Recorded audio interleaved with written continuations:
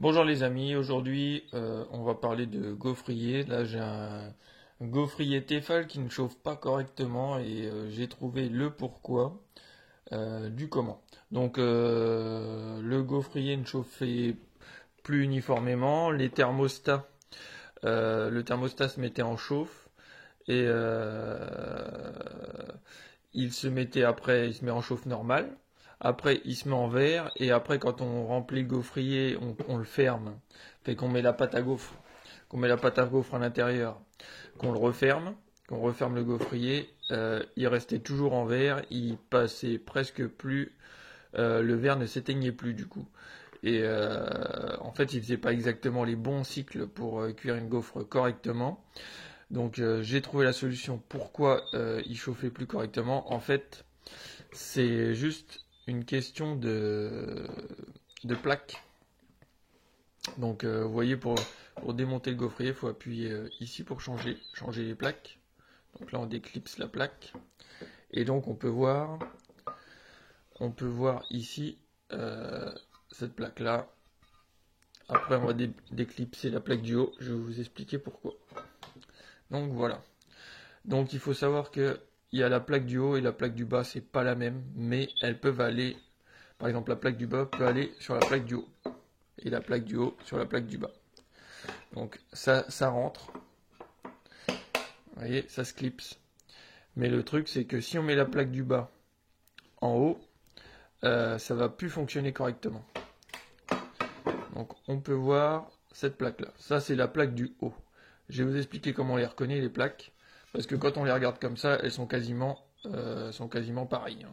Quasiment, sauf qu'elles s'emboîtent les unes dans les autres. Et de toute façon, même si on met celle qui devrait aller en bas, en haut, ça fonctionnera aussi. Mais il faut bien comprendre le mode de fonctionnement de ce gaufrier. Ici, il y a une sonde thermostatique qui est ici, mais qui n'y a pas en haut.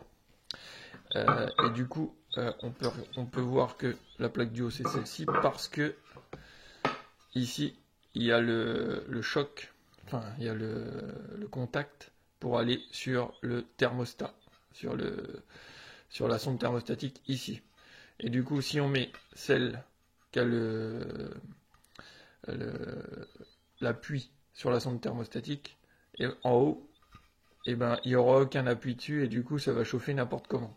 Donc il faut bien mettre celle avec la tétine ici en bas. Donc vous la remontez bien en bas, celle avec la tétine.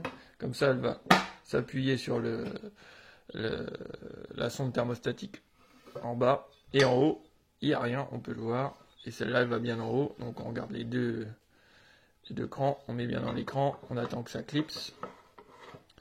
Hop, c'est comme ça. Voilà. Et voilà. Donc voilà pourquoi il dysfonctionnait. Donc si vous avez mis malencontreusement, sans faire exprès, sans le savoir, à l'envers, et ben vous allez avoir votre gaufrier qui ne fera plus les bons cycles. Donc il chauffera plus correctement, il va chauffer aléatoirement et du coup il va pas savoir quelle température et à quelle température c'est exactement. Du coup ça va dysfonctionner, vous n'aurez pas des gaufres bien cuites, vous aurez des gaufres pas bien cuites. Voilà. Donc j'espère que vous avez compris ce que je vous ai expliqué. Toujours bien mettre celle avec la tétine contre la sonde thermostatique, comme ça il va bien réguler la température de la plaque de gaufre en bas. Et en haut, c'est celle où il n'y a rien, c'est le plus simple. La tétine c'est en bas et l'autre c'est en haut. Donc voilà, j'espère que ma vidéo a été assez claire. Et je vous dis à plus tard dans une prochaine vidéo. Au revoir.